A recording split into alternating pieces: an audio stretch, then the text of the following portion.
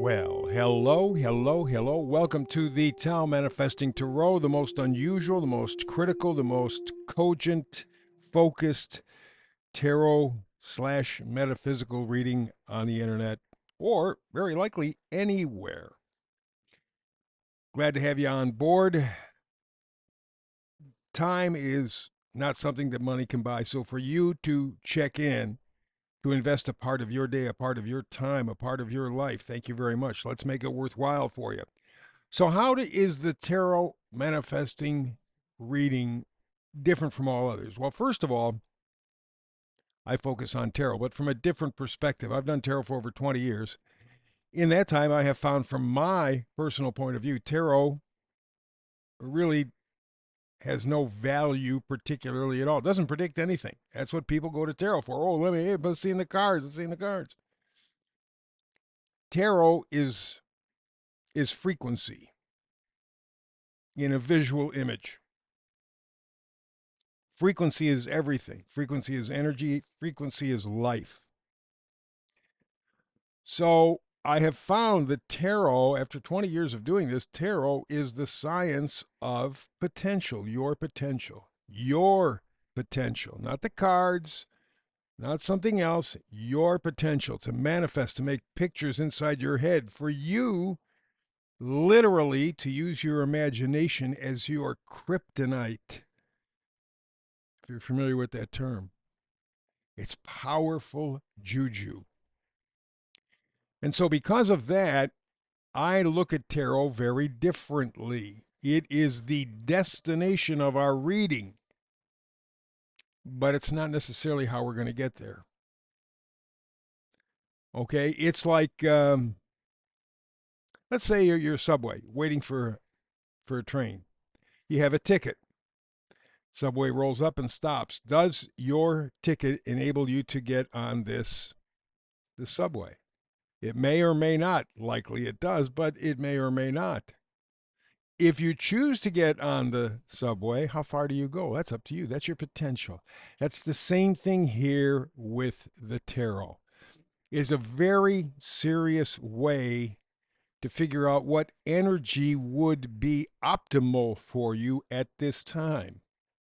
So I take it seriously. There's no fantasy, no rainbows, no unicorn images, none of that woo woo stuff. We don't do that here. It is reality in the time of genuine turmoil. And for those people who go, oh, wait, conspiracy guy, we have, well, I'll call it modern history, 7,000 years. We get past 7,000 years, we get into the little ice age, the younger Dryas, and that all that kind of fits in 3 to 5,000 years. And then on the other side of that, we have been tantalized by the possibility of some really outstanding civilizations, probably super civilizations based on the remains. And they have exhibited technology that we don't even have today. They certainly didn't have them as far as we understood history anyway, back 12, 13, 14, 15,000, 100,000 years ago. We didn't, but now we're kind of getting an idea that there was something else. Well, that's so vague that we stick with the last 7,000 years because we have, even though they've lied to us about history, we have a better timeline to follow. So that's why I have to be focused. We are at a time in modern history, again, going back 7,000 years, where we uniquely can get rid of ourselves. Yes, we have the usual stuff. You can have solar flares, you can have asteroids, comets, volcanoes, tidal waves. I mean, you name it, we can have any number of things, but we've added it to the list. We also now are on the verge of using atomic bombs to wipe ourselves out. We're very, very, very, very, very close. Using the atomic clock that they developed in the 50s, literally, we're seconds away from blowing ourselves up. It would take very little at this point. I don't think it would happen, but you never know. People are crazy. And then, of course, we got the robots to deal with, which, from what they tell us, by 2027 to 2030, there will be kind of a takeover. Robots thinking for us, doing for us. We love the idea because we're lazy, myopic people. We love to talking to, hey Siri, do this. Hey Amazon, whatever the hell they call that, do this. Oh, we love our technology. Oh, we love our toys. That's what they are, is toys. But the fact of the matter is they're very close to taking us over. Baseball, I guess, next year is going to be calling balls and strikes strictly, I guess, using robots. And there are a lot of people in favor of it because it's precise. It's that precision, along with the development of AI, artificial intelligence, that really makes it a threat. We're lazy. We are more than willing to surrender everything just so we can do nothing. Well, that's a prescription for death. So when it comes to the tarot, this is your focus. This is your frequency. This is your energy. You can get on board that subway, we'll call it, cosmic subway, and go where you want to go. But you have to make the decision. The decision has to come from within you. So that is what we're dealing with. We're talking about manifesting, creating images, creating your potential. But you have to do that on your own by yourself. No machine can do that for you because then it's useless. You're useless. Humanity is gone. Okay, that's part one. Part two is the fact that I lean on astrology, numerology. They are the science of cycles. I've done them for over 50 years, tarot, as I said, for 20. So I've been doing this for a little while, and I've come to understand that the numerology and astrology, the science of cycles within cycles, within cycles, within cycles, within cycles, really kind of sets the table. Really kind of sets the table because it tells you what the energies are at specific times. And it's real powerful because if you were to have a child born today, you can immediately do a birth chart on them. You can tell them about their personality, their character, or lack of same. You could talk about the high points and low points. You're not going to get into specifics, into details, because that's just minutia that your brain couldn't comprehend anyway. But the point of the matter is you can tell when you're up, when you're down, when you're up, when you're down. It's like knowing when the new moon is, when the full moon is, when Christmas is, when springtime arrives. It's knowing a cycle. It's understanding there's nothing magical. There's nothing satanic. It's just understanding the cyclical nature.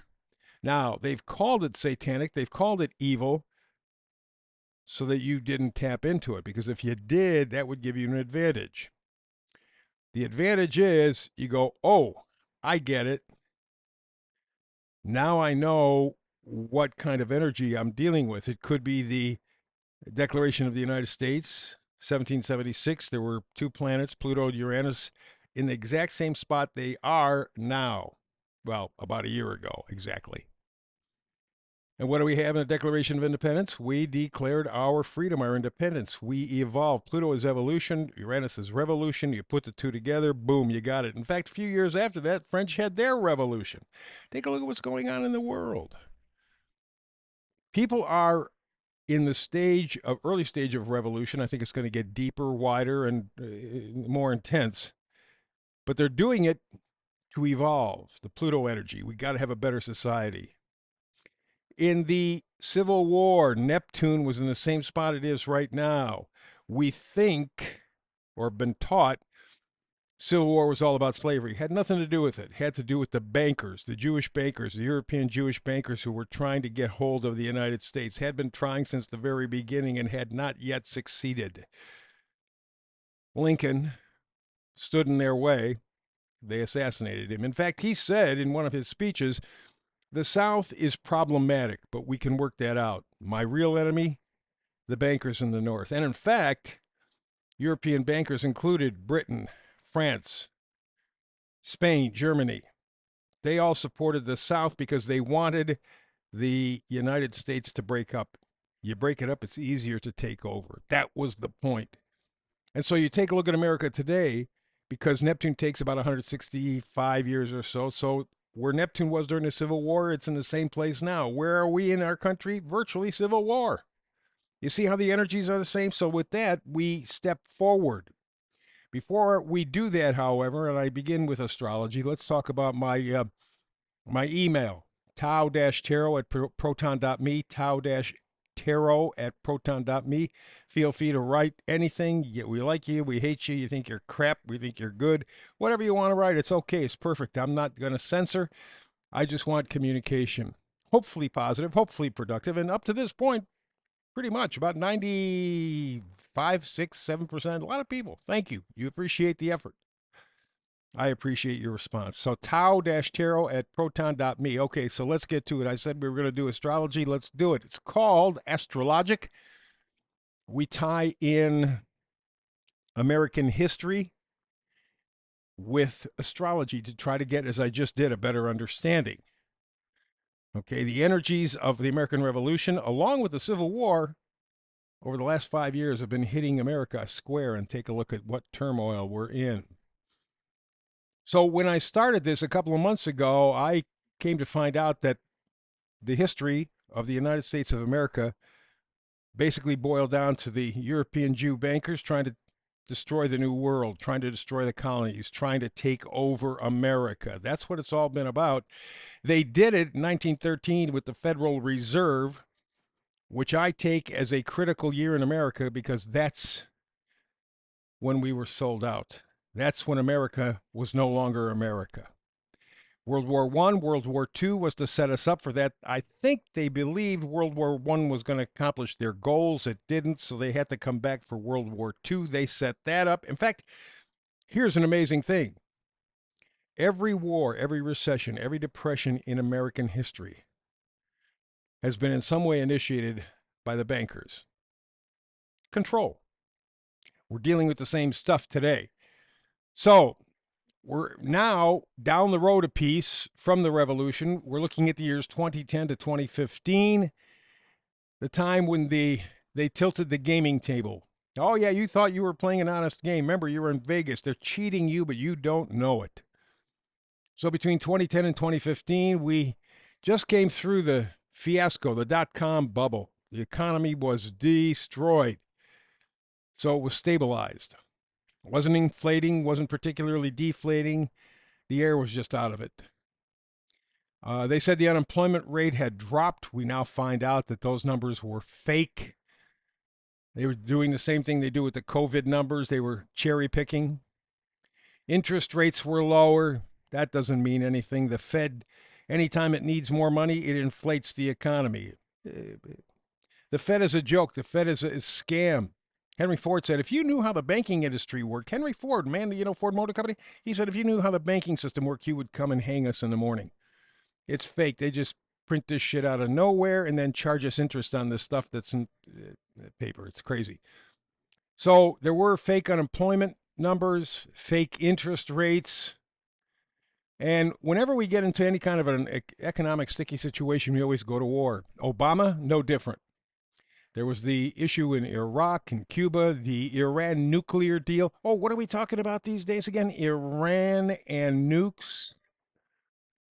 Iraq. Yeah, we're in the Middle East, knee deep.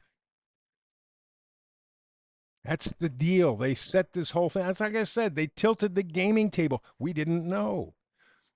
The astrology has Jupiter, Saturn, Neptune, and Pluto all in favorable relationship with one another. And you always know that when you get those things in a favorable relationship like that, 3, 4, that's a problem.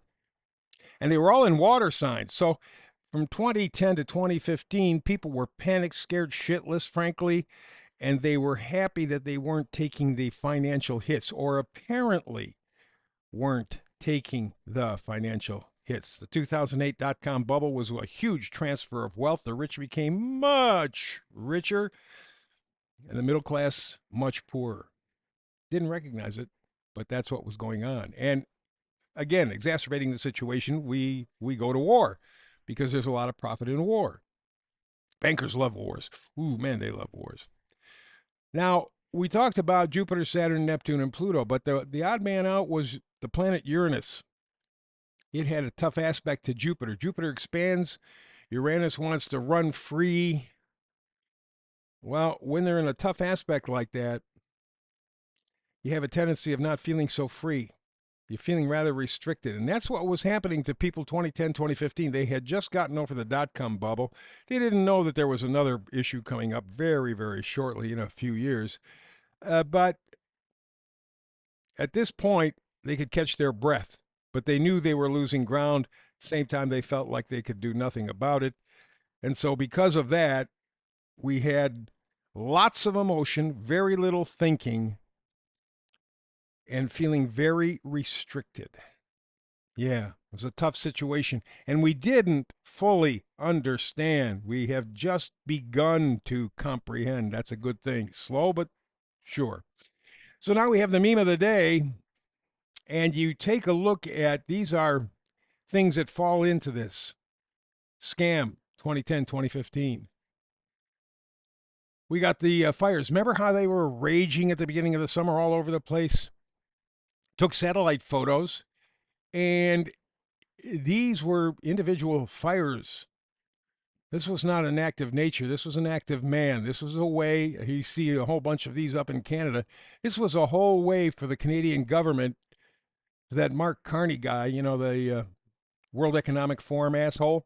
It was a way of him pushing Canadians into submission. It sort of worked, but not really. Not really. We also have this thing here about the Federal Reserve. Remember, I told you it was a scam? Well, there's a book out about the Federal Reserve, and a quote from that book is, when you or I write a check, there must be sufficient funds in our account to cover the check. But when the Fed writes a check, there's no bank, no money, no deposit. What they do is they just make the money out of thin air. And one of the great moneymakers is our healthcare system. It's not broken. It functions exactly the way they wanted it to. They never wanted us to have healthcare in any way, and they wanted to charge us up the wazoo. And you get nothing for it. I will not go to a doctor or a hospital or anything. I don't trust them after the COVID thing. They have proven to be scurrilous pieces of shit, all of them. At this point, if you're a doctor, a nurse, a hospital, forget insurance companies. You guys are liars, stealers, cheaters. You're middlemen just siphoning off 30% of the money. But I would not go because I don't trust them. What are you going to inject me with? So I'm taking responsibility for my health. And the final thing had to do with a shift from the Republican Party to the Democratic Party, and it was from Harold Wallace Rosenthal. We Jews have put issue upon issue upon issue to the American people. Then we promote both sides of the issue as confusion reigns. When the eyes are fixed on the issues we set up, they fail to see who's behind the scene. We Jews toy with the American public like a cat with a mouse.